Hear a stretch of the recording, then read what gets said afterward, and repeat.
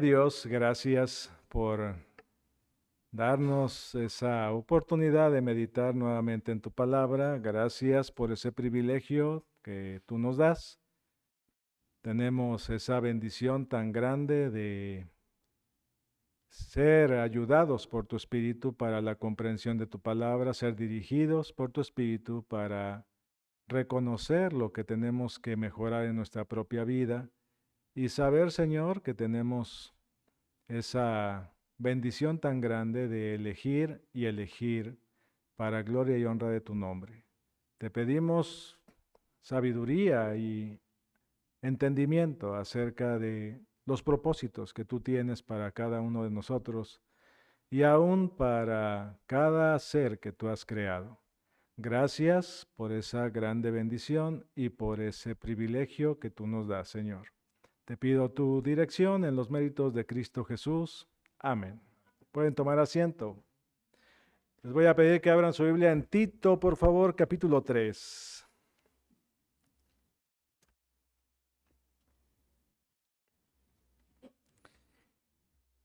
Y retomo la lectura desde el versículo 8, Tito 3:8.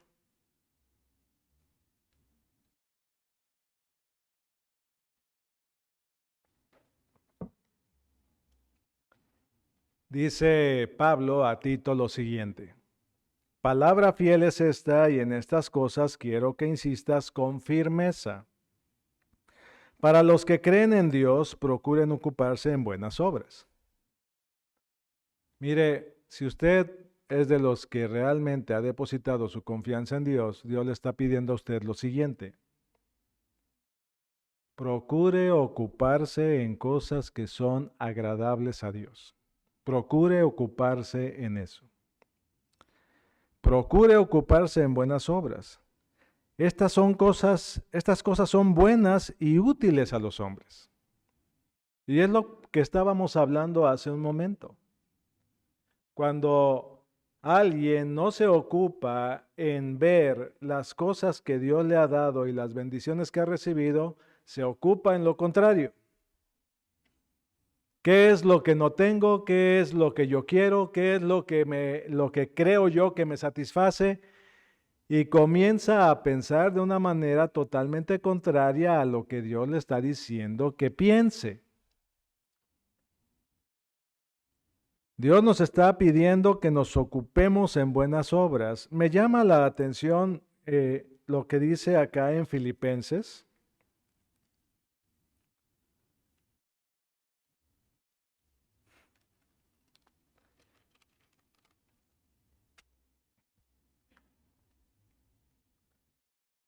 En el capítulo 4, versículo 8. Probablemente usted se lo sabe de memoria, pero es un gran versículo para aprenderse de memoria. Dice aquí en Filipenses capítulo 4, versículo 8, por lo demás, hermanos, y vea, todo lo que es verdadero, todo lo honesto, todo lo justo, todo lo puro, todo lo amable, todo lo que es de buen nombre, dice, si hay virtud alguna, en esto usted debe de pensar, si algo digno de alabanza, en esto es en lo que debemos de ocupar nuestra mente, en esto, no en lo contrario. El problema es que nuestra mente es insatisfecha. Hace tiempo les hacía el comentario, leí de un autor que decía, la carne no tiene llenadera, no tiene satisfacción. Apenas tiene algo que quería alcanzar y ya quiere otra cosa más. En la carne no hay ese sentir de, ya tengo esto que era lo que quería, con esto ya me voy a satisfacer y me voy a quedar bien tranquilo para el resto de mi vida. No es cierto, no es cierto. Ya tiene esto y usted dice, ay, pero ya le encontré un defecto, ya le encontré una insatisfacción, no era todo lo que yo quería. Quiere decir que existe otra cosa mejor. Un hombre compró una isla para sí mismo. Le hizo toda una mansión completa, hizo un aeropuerto, hizo un helipuerto, hizo todo lo que él consideraba que necesitaba para ya no sentir necesidad de absolutamente nada. ¿Y qué cree? Que no le satisfacía todo lo que hizo. A veces pensamos, si yo tuviera solamente esto, ya estaría bien satisfecho. No es cierto. En la carne no existe esa llenura. Por eso Dios nos dice lo que... Volviendo aquí a Tito, capítulo 3, versículo 8, palabra fiel es esta, dice Pablo, acerca de cómo debe de ser nuestra vida. Y en estas cosas quiero que insistas con firmeza, para que los que creen en Dios procuren ocuparse en buenas obras. Estas cosas son buenas y útiles. Hace rato yo les mencionaba y les decía, todo ser creado tiene tendencias que le afectan a sí mismo.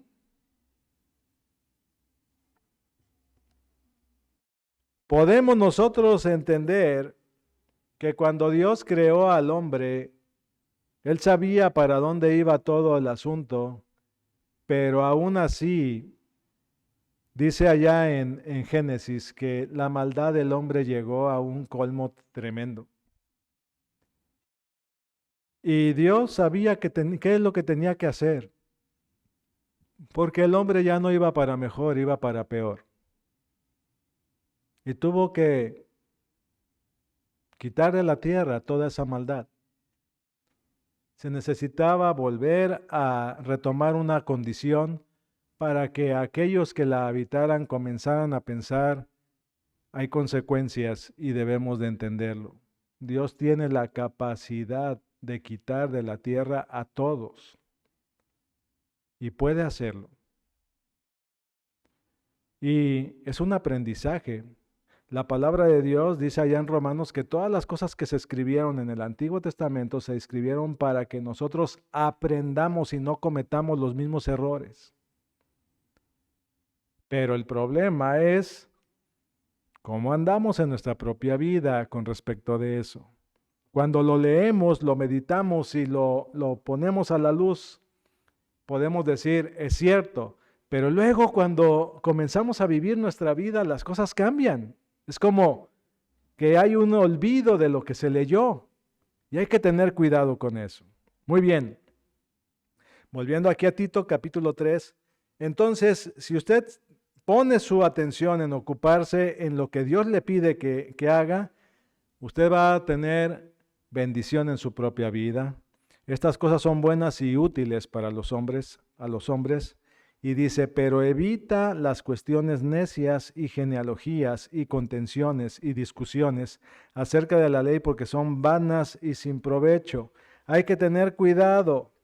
El problema es que muchas personas solo se interesan en discutir, no para aprender, sino para probar que saben más.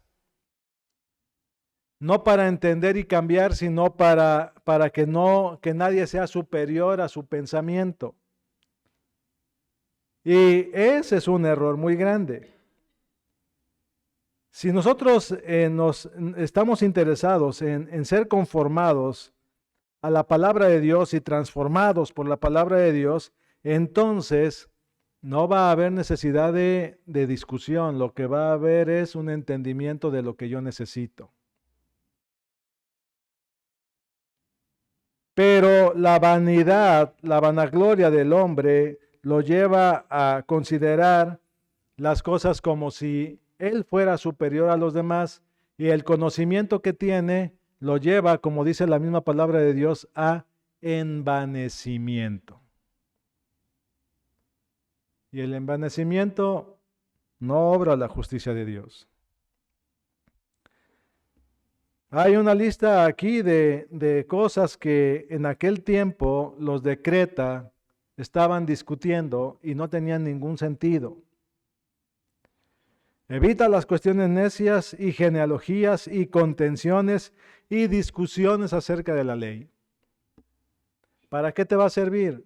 ¿Qué quieres probar? ¿Cuál es la dirección de todo eso?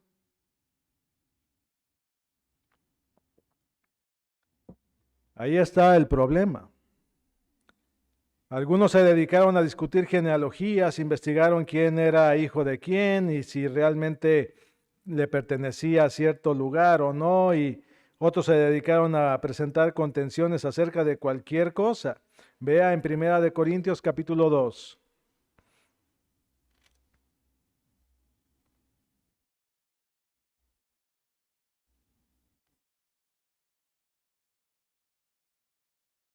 Aquí en Primera de Corintios capítulo 2, Pablo presenta una situación que él consideró ahí en Corinto y dice, así que hermanos, versículo 1, cuando fui a vosotros para anunciaros el testimonio de Dios, no fui con excelencia de palabras o de sabiduría mía, dice Pablo.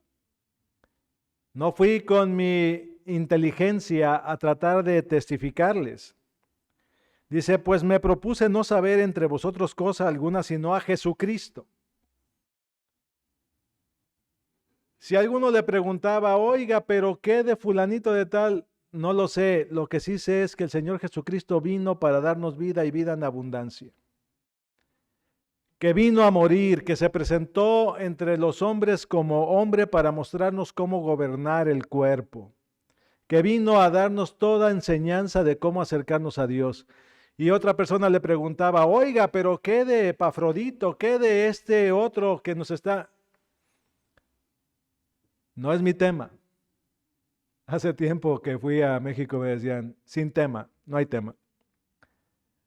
El asunto aquí es que Pablo estaba enfocado en dar a conocer algo y no se dejó llevar por contenciones, por disputas necias que no ayudan a nadie. Dice, pero me propuse no saber entre vosotros cosa alguna. De eso no sé nada, dice Pablo. Oiga, ¿y qué de esta otra parte? De eso no sé nada. De lo que yo le vengo a platicar, de lo que yo le vengo a testificar, es de la obra del Señor Jesucristo. Y a este crucificado, y estuve entre vosotros con debilidad y mucho temor y temblor.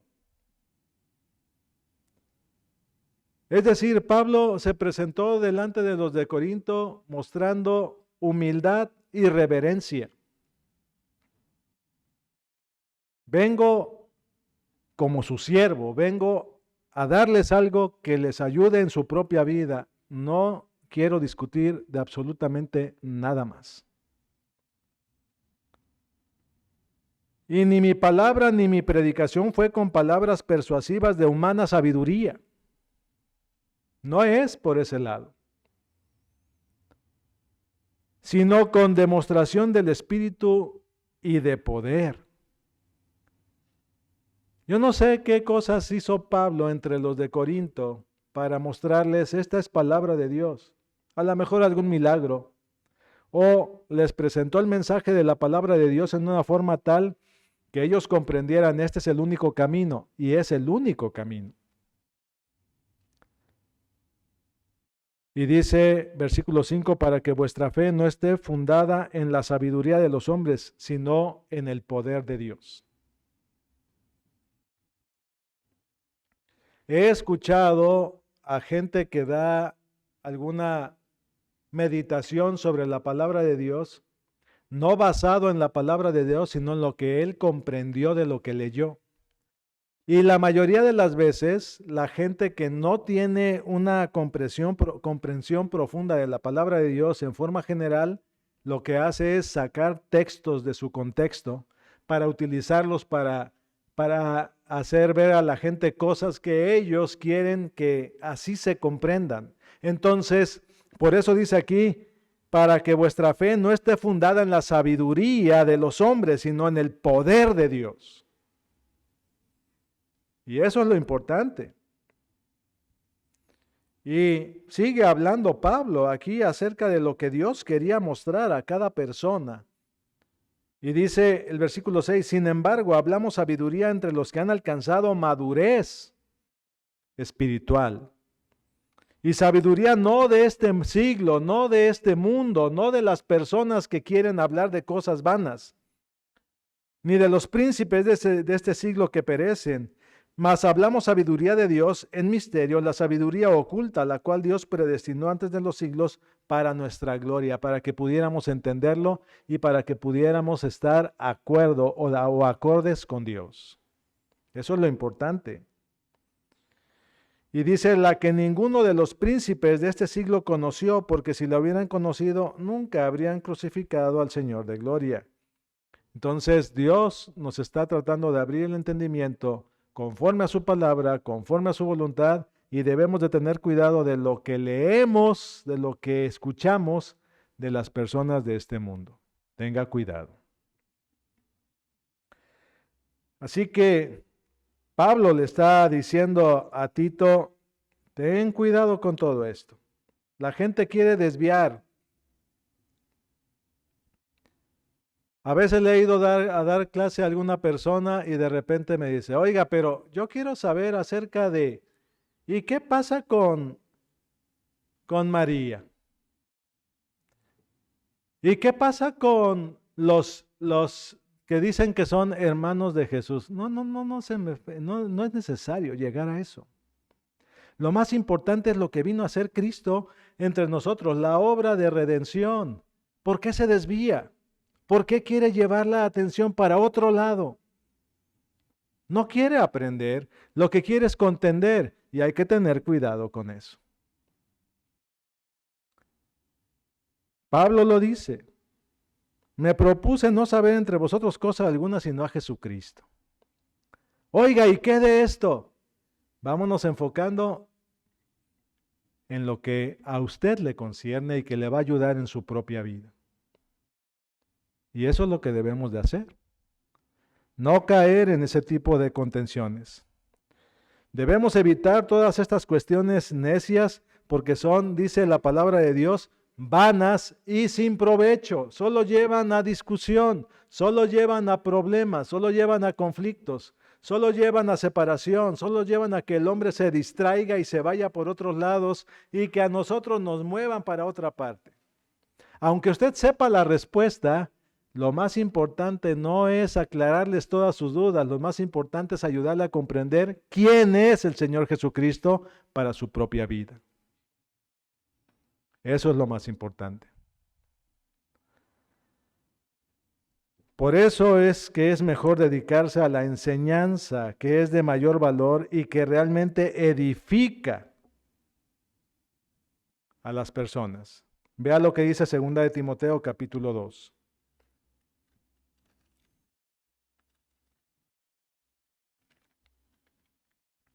Segunda de Timoteo, capítulo 2, versículo 23.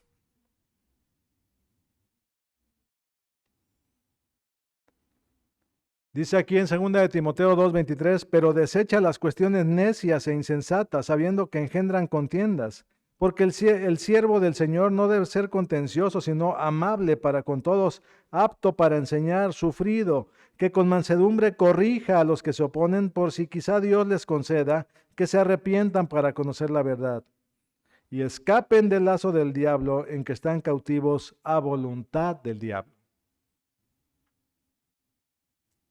No se dan cuenta de eso porque están acostumbrados a vivir en el engaño. Pero cuando hablamos de sacarlos de esa condición, Satanás no está tan tranquilo. Y lamentablemente las personas tampoco. Porque piensan que se les está quitando su libertad, cuando realmente no tienen libertad. Viven en esclavitud, pero no se dan cuenta. Cristo vino a libertarnos de la esclavitud del pecado, pero no se dan cuenta. Ellos piensan, pues ¿qué? Yo soy libre, yo voy aquí, yo voy allá, me meto aquí, me meto acá, hago esto, hago aquello. ¿Y en qué te beneficia? ¿Qué bendición está traído a tu propia vida andar en esa vida? Y hay que tener cuidado. Hay discusiones que no tienen ninguna para ningún lado. Y lo único que hacen es desviar de lo que realmente vale la pena. Y hay que corregir todo eso. Ahora aquí en Tito viene la otra parte, o sea, lo que sucede cuando hay personas dentro de la iglesia que causan divisiones y que generan contiendas.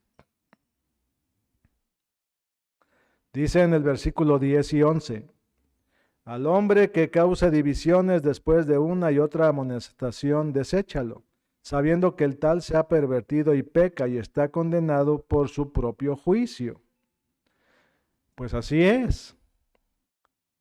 Toda persona se afecta a sí misma cuando está yendo en contra de la voluntad de Dios, pero no lo entienden. Y ahí es donde tenemos que trabajar para tratar de ayudarle a comprender a la persona. Te estás afectando a ti mismo. Te estás creando conflictos a ti mismo. Tu vida que has llevado hasta ahorita te está generando un desorden en tu propio andar. Cada vez que hay alguna persona con la que voy a dar alguna enseñanza o alguna clase, yo sé que me estoy metiendo en terreno que desconozco y que voy a comenzar a darme cuenta de cosas que apenas voy a entender. Pero lo que sí sé es que lo que voy a tratar de hacer es ayudarle a la persona a entender su propia condición, porque si esa persona me desecha, si me hace a un lado, si me dice ya no quiero nada, si me dice todo esto es pura basura o lo que sea, no me está desechando a mí, está desechando su propia oportunidad de entender las cosas para su propia bendición, pero no lo sabe, me quiere ofender a mí, pero yo, ¿qué tengo que ver con todo eso? Apenas sí conozco a la persona. A veces me duele más cuando ya tengo varios meses trabajando con alguien y me dice, hasta aquí, eso sí me pega bien duro. Porque le llega a uno a tener mucha estima, mucha consideración y hay la posibilidad de que lleguen a tener esa salvación y por supuesto eso pega. Pero Dios trabaja con nosotros y dice, te tengo preparado otro y vas a conocerlo y vas a comenzar otra vez. ¿Está bien? A Dios no le gusta la división entre el cuerpo suyo. Y por eso debemos de ser advertidos y debemos de tener cuidado de la manera en que nos tratamos mutuamente. Hay que tener cuidado con las divisiones y hay que tener precaución de no ir en contra de Dios. Cuando vamos a enfrentar o confrontar alguna situación, tenemos que tener entendimiento. Al hombre que causa divisiones después de una y otra amonestación, deséchalo.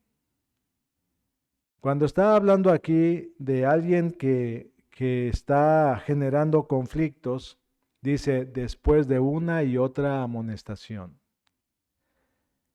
Vas a ir a hablar con la persona, le vas a decir esto está mal, esto no lo debes de hacer, hay que tener cuidado con tu comportamiento, lo que estás haciendo no edifica y sí está generando conflicto. Esa es una amonestación. La segunda amonestación es algo más severo, más duro y generalmente se debe de hacer delante de 2 o 3 personas para que conste delante de dos o tres personas cada palabra que se haya dicho. ¿Por qué debe de constar? Pues porque debe de haber testigos de que se trató de ayudar y de resolver lo que se estaba presentando. El problema se resuelve, como dice en Mateo capítulo 18.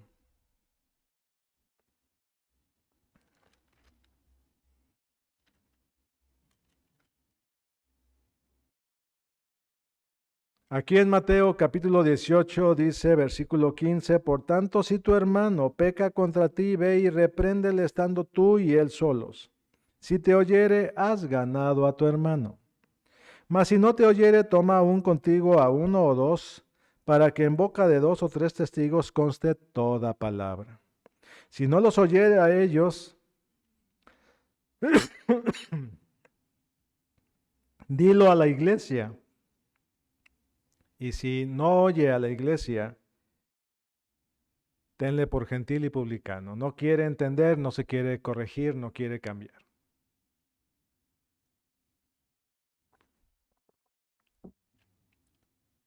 Dios tiene una forma de tratar las cosas y Él es el testigo desde el principio de lo que está sucediendo ahí. Dios sabe perfectamente qué es lo que está sucediendo en cada situación. Es importante que se le llame la atención a la persona involucrada para ayudarle a tener cambio de actitud al respecto. No para mostrarle quién tiene la razón, sino para ayudarle a comprender que tiene que cambiar su manera de actuar porque está causando divisiones, está generando conflictos y eso no ayuda a nadie. Cualquier división dentro de la iglesia es dividir el cuerpo de Cristo y Cristo no está dividido. Y como la semana pasada leímos allá en Primera de Corintios, Dios es severo en estas áreas cuando una persona quiere afectar a otro creyente porque ese creyente es alguien por quien Cristo murió. Y Dios nos da la oportunidad a todos de estar acercándonos a Él. Hay que tener cuidado, porque al final de cuentas, al confrontar personalmente a una persona en más de una ocasión, hay que ayudarle a comprender la naturaleza de la falta que cometió y ver si está dispuesto a cambiar. Es importante. Si realmente quiere cambiar, entonces se le puede aplicar alguna disciplina para ayudarle a mejorar en esas áreas. La disciplina genera ayuda. Si no hay disciplina, no se entiende la corrección y es necesaria. La persona que causa división se acusa a sí misma. Quizás otros puedan acusarle diciendo anda mal, pero realmente el que causa división se acusa a sí mismo. ¿Por qué? Pues porque comienza a generar algo en contra de lo que Dios ha hecho y por eso hay que corregir ese error. Su actitud demuestra su estado de condición espiritual y eso genera otro conflicto. Si una persona se arrepiente, ya no hay conflicto, se termina el problema. ¿Entendiste cuál es el problema? Si te quieres arrepentir de él, sí. ¿Cuál conflicto? Se termina. Y la disciplina cumple el propósito educativo para ayudarle a ser transformado. Es importante aplicar esto de tal manera que se le lleve a entender qué es lo que estuvo mal. A veces nos pasamos el tiempo haciendo énfasis en reglas y normas externas o en puntos doctrinales preferidos, pero eso no ayuda a nadie. Defenderse con puntos doctrinales preferidos lo único que genera son contiendas. Acá dice esto, sí, pero acá dice esto otro. Eso no cambia la actitud de una persona, eso lo único que genera es resistencia. Es necesario que si Dios está trabajando en nuestro corazón, seamos sensibles a entender. Hay que cambiar. Hay que cambiar. Hay que detenerse. Hay que saber en dónde hemos causado problemas. Y la disciplina es una forma para ayudar a detener un conflicto. Tenemos que seguir lo que Dios nos está diciendo para resolver ese tipo de situaciones. Pero si dice aquí, en Tito, nuevamente, capítulo 3.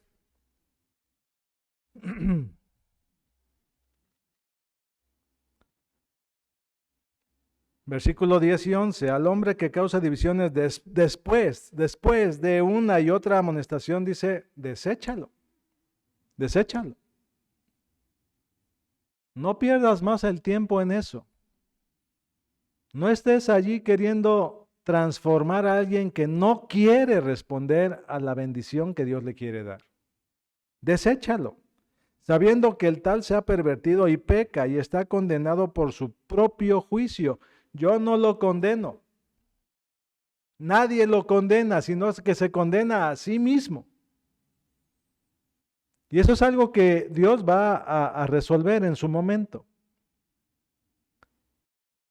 Hay muchas personas que lamentablemente en terquedad dicen, no, esto yo no lo hice mal, yo lo hice bien. Se les demuestra, esto no está bien porque esto está generando una situación donde no se llega a ningún acuerdo. No está mostrando algo que ayude a nadie. Está causando división. Ten cuidado con eso. Pero me hizo, pero sucedió, pero llevé a cabo, pero debe de ser así. No te defiendas. Si estás mal, punto. No defiendas tu pecado. Si ya Dios te hace ver en dónde estás mal, hay que reconocerlo, cambiar de actitud, ponerse a cuentas, resolver el problema. El arrepentimiento es un síntoma de entendimiento de su propia condición. Si no hay arrepentimiento, difícilmente hay comprensión de en dónde se está fracasando.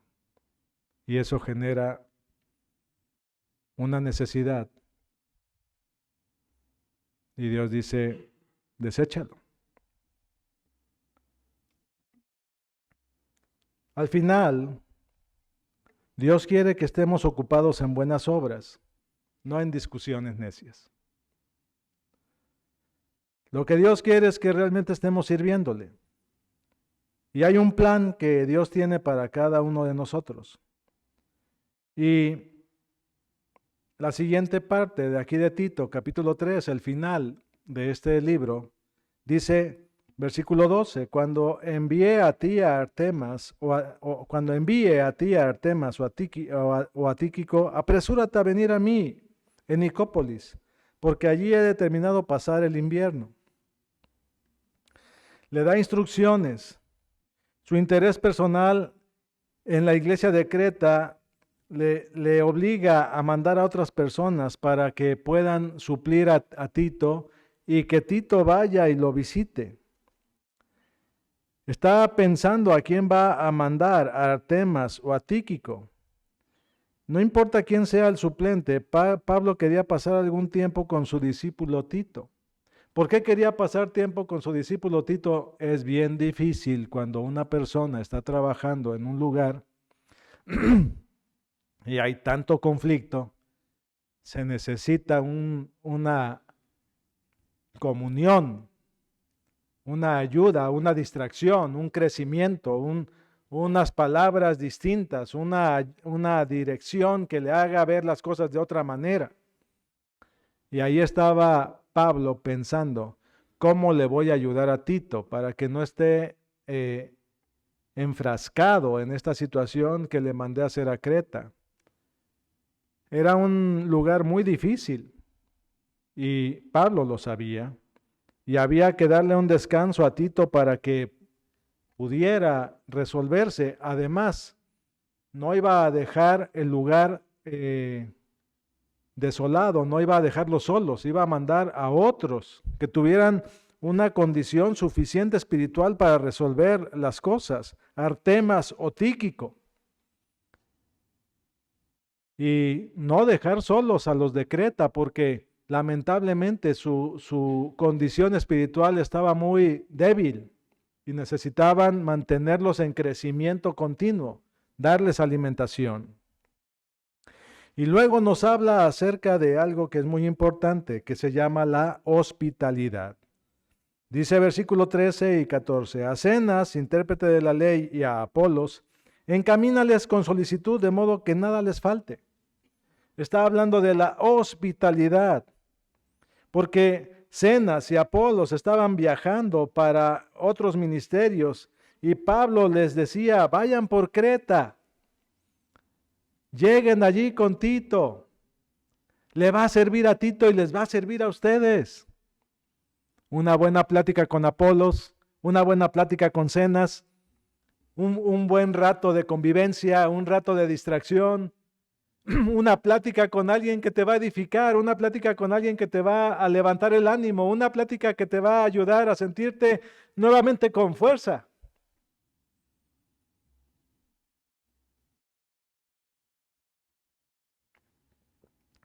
Es muy necesaria. Y dice versículo 14, y aprendan también los nuestros a ocuparse en buenas obras para los casos de necesidad, para que no sean sin fruto. Todos debemos de estar trabajando, queriendo crecer en el servicio los unos para con los otros. Suplir la necesidad de aquellos que están a nuestro alrededor sirviendo a Dios. Pablo buscaba el bien de los hermanos que le ayudaban y estaba queriendo que aprendieran a atender las necesidades cuando se presentara la oportunidad. Y eso adorna la buena doctrina con la buena conducta. Ayuda. Y al ocuparse en esta clase de buenas obras, hay bendición. Hay bendición. Así que aquí se convierte en un bienestar espiritual para todos. Nos ayuda a crecer. Y debemos ocuparnos en buenas obras para darle a Dios el lugar que le corresponde a través de cada hermano. Y entre las buenas obras se incluye ayudar a los siervos de Dios y apoyar a la obra misionera. Es muy importante. Tenemos allá las ofrendas para misiones. Y es importante seguir haciendo énfasis en eso. Hay muchas necesidades que cubrir en las misiones. Hay mucho que hacer en cada una de ellas. Y por eso aquí está Pablo tocando este punto, diciendo, hay que estar al pendiente. Ahora imagínense, cuando dice aquí, y aprendan también los nuestros a ocuparse en buenas obras para los casos de necesidad, para que no sean sin fruto. Al enseñarnos esto, Pablo mismo era beneficiado. Y todos somos beneficiados. ¿Por qué? Porque la obra del Señor se está promoviendo, se está proyectando, se está trabajando. Y esa obra de Dios es lo más importante que usted pueda entender en su propia vida. Pero eso debe de hacérselo ver Dios en su propio corazón. Porque puede ser que estemos pensando en otras cosas muy distintas y cubriendo otras necesidades muy diferentes. Pero lo principal que nos está diciendo aquí Pablo es precisamente ocuparnos en las cosas que obran para el beneficio de la obra de Dios. Versículo 15 dice, todos los que están conmigo te saludan, Tito, te dan ánimo. Échale ganas, Tito. Y dice Tito, pues así estoy. Bueno, entonces anímate, Tito. Saluda a los que nos aman en la fe. Gracias, la gracia sea con todos vosotros. Amén. Sí, Pablo termina precisamente con ese deseo que siempre tiene para todos los creyentes. Que la gracia de Dios abunde en el corazón de cada uno. Un saludo y una bendición para quienes va dirigida. Todos los compañeros que están trabajando necesitan ese ánimo, esa dirección. Y es importante que todos nosotros que nos hemos entregado al Señor Jesucristo hemos recibido la gracia de Dios. Ahora, esa gracia de Dios tiene que crecer en nosotros.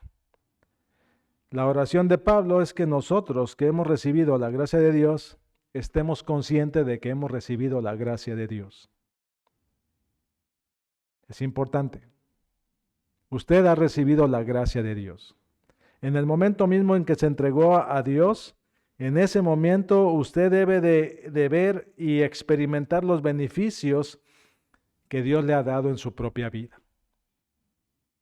La gracia de Dios es algo maravilloso y usted lo tiene que experimentar.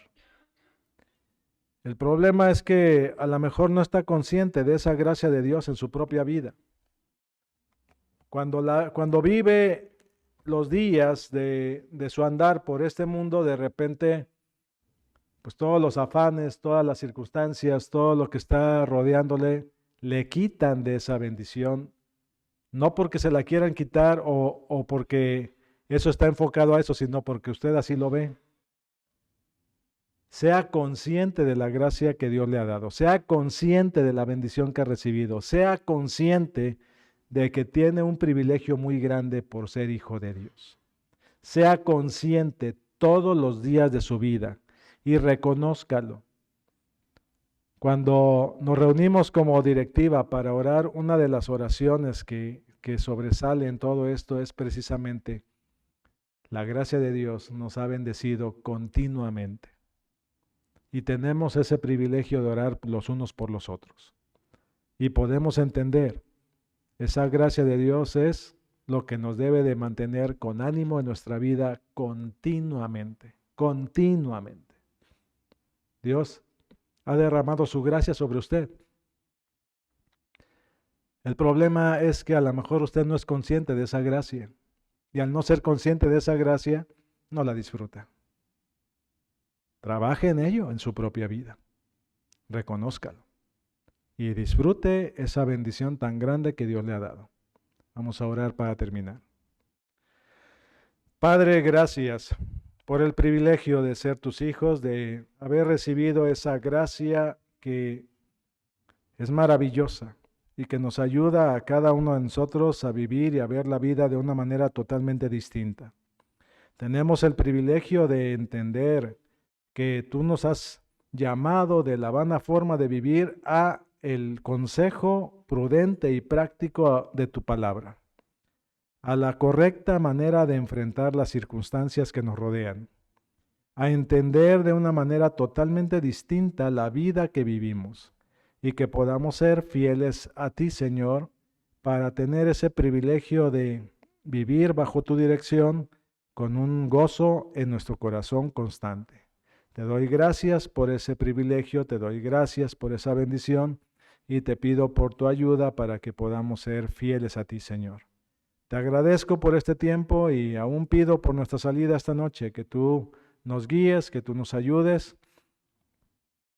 Pido por la familia Ramírez que tú les ayudes a volver con bien de su viaje y pido también que tú le ayudes a Víctor y a Fanny en su salida también, en su viaje que están teniendo y que tú les guardes, Señor, y que les proveas en su necesidad, al igual que para cada hermano de esta congregación y para cada una de las personas que nos acompañan.